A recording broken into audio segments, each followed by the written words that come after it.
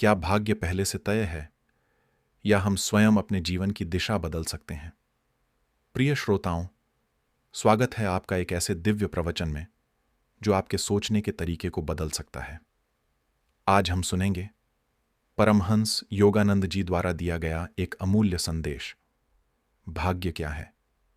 क्या जीवन में आने वाला सुख दुख पहले से ही लिखा होता है या फिर हमारे कर्म ही भविष्य की कहानी गढ़ते हैं? इस प्रवचन में योगानंद जी सरल शब्दों में समझाते हैं कर्म, प्रारब्ध और आत्मचेतना के गहरे सिद्धांत और बताते हैं कि कैसे हम अपने विचारों और जीवन शैली से अपना भाग्य बदल सकते हैं। तो आइए आत्मिक ज्ञान के इस प्रकाश पथ पर एक कदम और आगे बढ़ाएं। भाग्य क्या है? यह प्रश्न न केवल एक जिज्ञासा है बल्कि जीवन के रहस्यों में गहराई से उतरने का आमंत्रण भी है। 16 नवंबर 1939 को लॉस एंजलिस के सेल्फ रियलाइजेशन फेलोशिप के अंतर्राष्ट्रीय मुख्यालय में हमारे परम पूज्य गुरुदेव परमहंस योगानंद जी ने इस अत्यंत गूढ़ विषय पर एक अद्भुत प्रवचन दिया। उन्होंने कहा, क्या भाग्य कोई रहस्यमयी शक्ति है, कोई ऐसी निर्दयी बाहरी शक्ति जो मानवीय जीवन की दिशा तय करती है? बहुत से लोग यही मानते हैं। वे सोचते हैं कि जो कुछ भी हमारे जीवन में होना है वह पहले से ही तय है और हम कुछ नहीं कर सकते। वे भाग्य को एक ऐसी चट्टान मानते हैं जो हमारी इच्छाओं और प्रयासों को रौंदती हुई निकल जाती है। लेकिन योगानंद जी इस विचार को पूरी तरह खारिज करते हैं। वे स्पष्ट करते हैं कि भाग्य कोई अलग से लाद दी गई शक्ति नहीं है, बल्कि वह तो हमारे स्वयं के कर्मों का परिणाम है। ईश्वर ने हमें कर्म करने की आजादी दी है। हाँ, कर्म की स्वतंत्रता है, लेकिन कर्म का परिणाम नियत है, क्योंकि ब्रह्मांड में एक अद्भुत व्यवस्था है जिसे कर्म का नियम कहा जाता है। जैसे बीज बोया जाए वैसा ही फल मिलेगा। यह ब्रह्मांडीय सत्य है। गुरुदेव समझाते हैं कि हर छोटा बड़ा कार्य, हर विचार, हर निर्णय एक बीज है जो भविष्य में भाग्य के रूप में अंकुरित होता है। हम हर दिन अपने भाग्य के धागों को बुनते हैं, अच्छे या बुरे। उदाहरण के लिए, रात्रि भोज करते समय अगर आप सोचते हैं, चलो थोड़ा और खा लेता हूं, और फिर कुछ देर बाद पछताते हैं, मुझे इतना ज्यादा नहीं खाना चाहिए था, तो यह निर्णय, यह क्षणिक मोह एक छोटा सा कर्म है। लेकिन इसके परिणाम में यदि अपच या बीमारी आती है तो वह भाग्य कहलाएगा। यानी भाग्य हमारे ही हाथों से रचा गया वह ताना बाना है जिसे हम अक्सर अनजाने में बुनते हैं। फिर जब परिणाम आता है तो कहते हैं, यह तो मेरे भाग्य में था। पर योगानंद जी हमें सावधान करते हैं, भाग्य कोई बाहर से थोपे गए परिणाम नहीं है, वे तो हमारे ही कर्मों की प्रतिध्वनि है। हम मनुष्य इस सृष्टि की सबसे विचित्र रचना है। हम स्वयं को बुद्धिमान मानव कहते हैं, परंतु एक गहरी सच्चाई यह भी है कि हम अपनी ही इच्छाओं के गुलाम बन चुके हैं। हर दिन हम जाने अनजाने अपने भीतर की आवाज को नजरअंदाज करते हैं।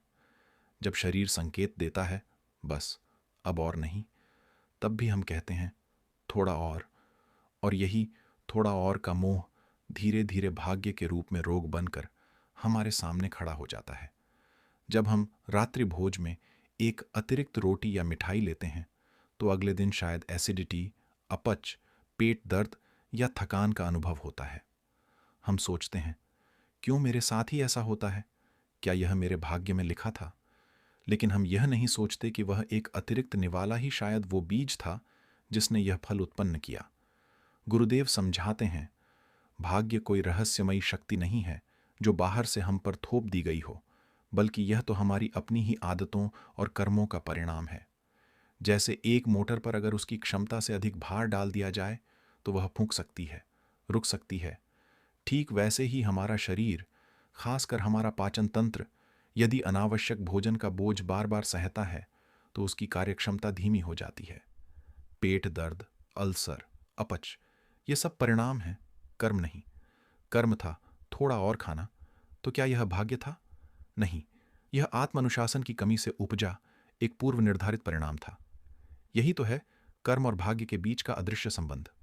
फिर गुरुदेव हमें एक गहरी बात बताते हैं, हम सभी एक जैसे क्यों नहीं हैं?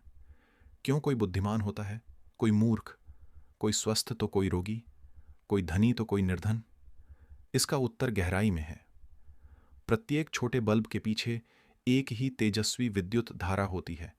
जैसे कि हर छोटी लहर के पीछे वही असीम महासागर होता है, ऐसे ही हम सभी के भीतर वही एक परमात्मा बसते हैं। हम सब ईश्वर के अंश हैं। ईश्वर ने हर आत्मा को अपनी ही छवि में गढ़ा है। सबको एक समान स्वतंत्रता दी गई है, सोचने की, कार्य करने की, अनुभव करने की। फिर यह विविधता क्यों? क्योंकि हम उस शक्ति को भूल चुके हैं। हम भूल गए कि हमारे भीतर एक असीम शक्ति है, एक दिव्य स्रोत जिसे आत्मा कहते हैं। इस संसार की संभावनाएं असीम हैं और हमारी आत्मा की क्षमता भी अनंत है।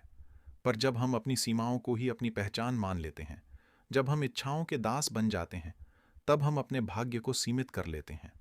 और यही वास्तविक सत्य है। भाग्य कोई बाहर से आने वाली शक्ति नहीं, बल्कि भीतर से उपजी हुई प्रतिक्रिया है। मनुष्य की संभावनाएं अनंत हैं। आत्मा की प्रगति की कोई सीमा नहीं है, वह अनलिमिटेड है। फिर भी ऐसा क्यों प्रतीत होता है कि हर इंसान किसी न किसी सीमा में बंधा हुआ जन्म लेता है? कोई बहुत बुद्धिमान होता है पर निर्धन, कोई धनी होता है पर रोगग्रस्त, कोई आत्मविश्वास से भरा हुआ पर जीवन में अकेला। क्यों? गुरुदेव श्री परमहंस योगानंद जी इस रहस्य का उत्तर देते हुए कहते हैं, यह सब कर्म के उस अदृश्य नियम की अभिव्यक्ति है जो हर आत्मा के साथ चुपचाप कार्य कर रहा है। आपका बुरा स्वास्थ्य, अचानक आई आर्थिक असफलता, रिश्तों में खटास या बिना चेतावनी के कोई कष्ट, ये सब अचानक नहीं आते। इनके बीज कहीं न कहीं, किसी न किसी जन्म में आपके ही कर्मों के खेत में बोए गए थे। आप ही उनके बीजदाता हैं। और जब समय आता है तो वे अनुभव रूपी फलों के रूप में आपकी चेतना में अंकुरित हो जाते हैं। यदि आपके पास ज्ञान हो, वास्तविक दिव्य ज्ञान, तो आप जान सकते हैं कि हर परिस्थिति का एक कारण होता है। यदि आप उचित सोच और उचित जीवन शैली अपनाएं, तो आप उन पुराने बीजों के प्रभाव को काफी हद तक कम कर सकते हैं। गुरुदेव कहते हैं, भाग्य कोई अंतिम सत्य नहीं है, बल्कि यह तो आपके ही कर्मों की छाया है। और जिस प्रकार कोई छाया रोशनी के सामने फीकी पड़ जाती है, ठीक वैसे ही उचित विचारों, सकारात्मक दृष्टिकोण और सात्विक जीवनचर्या के प्रकाश से आप अपने भाग्य की छाया को छोटा कर सकते हैं। लेकिन अधिकतर लोग अज्ञान में रहते हैं। वे जाने अनजाने ऐसे विचारों, भावनाओं और कर्मों की पुनरावृत्ति करते रहते हैं जो किसी न किसी नए दुख का कारण बनते हैं। और जब वह दुख आता है, तब वे कहते हैं, यह तो मेरे भाग्य में ही लिखा था। वे भूल जाते हैं कि यह भाग्य स्वयं के ही बीते कर्मों की प्रतिध्वनि है। यह किसी दैविक दंड का परिणाम नहीं, बल्कि आत्मा के विकास के लिए रचा गया उसका स्वयं का पाठ है। आपकी असफलताएं, आपके रोग, आपके रिश्तों की उलझनें, सबका कोई कारण है। और वे कारण या तो इस जन्म में किए गए कर्मों के हैं, या फिर पिछले जन्मों की अवशिष्ट प्रतिक्रियाएं हैं जो अब अपने फल के लिए समय की प्रतीक्षा में थे। और जब वह समय आया, उन्होंने दस्तक दी। लेकिन यहां पर गुरुदेव हमें आश्वासन देते हैं, यदि आप सचेत हो जाएं, यदि आप स्वयं को जानने के लिए, अपने भीतर झांकने के लिए तैयार हो जाएं, यदि आप अपने विचारों, भावनाओं और कर्मों को पवित्र बना लें, तो आप इन पूर्व निर्धारित तथा कथित भाग्यों को भी बदल सकते हैं। आप अपने भाग्य के निर्माता हैं और फिर से निर्माता बन सकते हैं। रोग और स्वास्थ्य, असफलता और सफलता, दरिद्रता और संपन्नता, अल्पायु और दीर्घ जीवन, ये सब कुछ आकस्मिक नहीं है। ये केवल परिस्थितियों का खेल नहीं है। ये हमारे ही किए गए कर्मों के बीज हैं जो समय आने पर फलित हो रहे हैं। हमारे ही भीतर, हमारे ही अंतःकरण में भूतकाल के अच्छे और बुरे कर्मों की पूरी फसल जमा है। कभी यह फसल हमें रोग के रूप में काटनी पड़ती है, कभी मानसिक संघर्षों के रूप में, और कभी रिश्तों की उलझनों के रूप में। गुरुदेव श्री परमहंस योगानंद जी स्पष्ट करते हैं, ईश्वर ने हमें अपने प्रतिबिंब में गढ़ा है, अपने जैसा बनाया है, परंतु हम सभी एक जैसे क्यों नहीं हैं?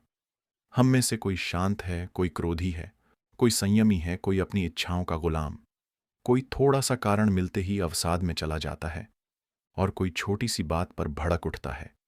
क्या यह विविधता ईश्वर ने बनाई है?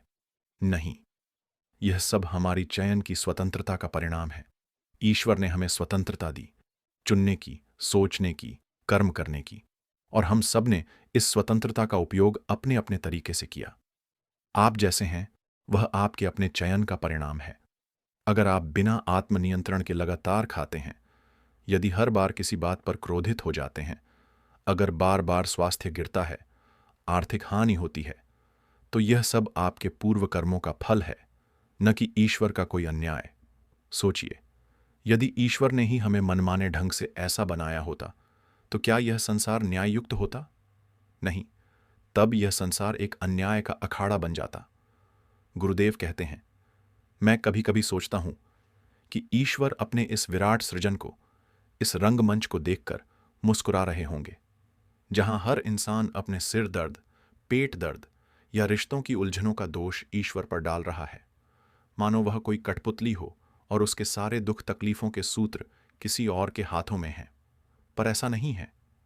यदि आप आज किसी रोग से पीड़ित हैं, किसी आर्थिक संकट से जूझ रहे हैं या भावनात्मक रूप से हताश हैं, तो कृपया ईश्वर को दोष न दें, किसी और को भी नहीं, किसी परिस्थिति या हादसे को भी नहीं।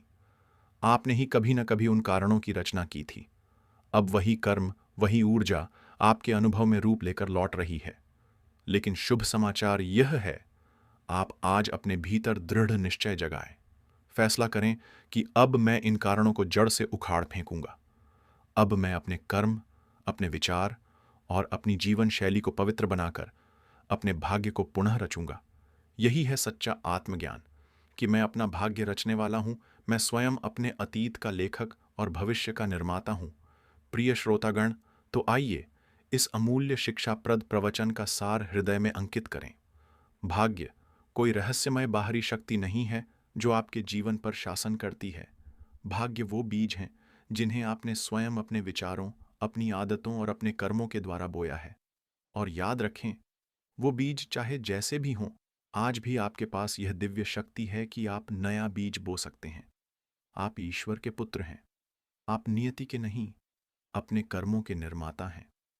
परमहंस योगानंद जी की यह वाणी हमें यह सिखाती है कि यदि आप अब से, इस क्षण से जागरूक होकर जीने का व्रत लें, यदि आप अपने विचारों को, अपनी आदतों को और अपने जीवन की दिशा को विवेक से ढालें, तो आप न केवल अपने भाग्य को बदल सकते हैं, बल्कि ईश्वर की दिव्य चेतना से एकाकार हो अपने जीवन को परम आनंद और शांति में रूपांतरित कर सकते हैं। तो अब निर्णय आपका है। क्या आप अपने कल को दोहराना चाहते हैं, या आज ही अपने नए भाग्य का सर्जक बनना चाहते हैं? अपने भीतर कहिए, मैं ईश्वर की संतान हूं। मैं अब अपना जीवन, अपने भाग्य को चेतनता से, प्रेम और शक्ति से पुनः रचूंगा। यही है आत्मनिर्माण का पथ। यही है ईश्वर प्राप्ति की शुरुआत। आपके भीतर अनंत संभावना है। बस स्वयं पर विश्वास करें और ईश्वर पर पूर्ण आस्था रखें। इसी के साथ इस प्रेरणादायक प्रवचन का समापन करते हैं। हम आशा करते हैं कि यह आत्मज्ञान आपके हृदय में एक नई रोशनी जगाएगा।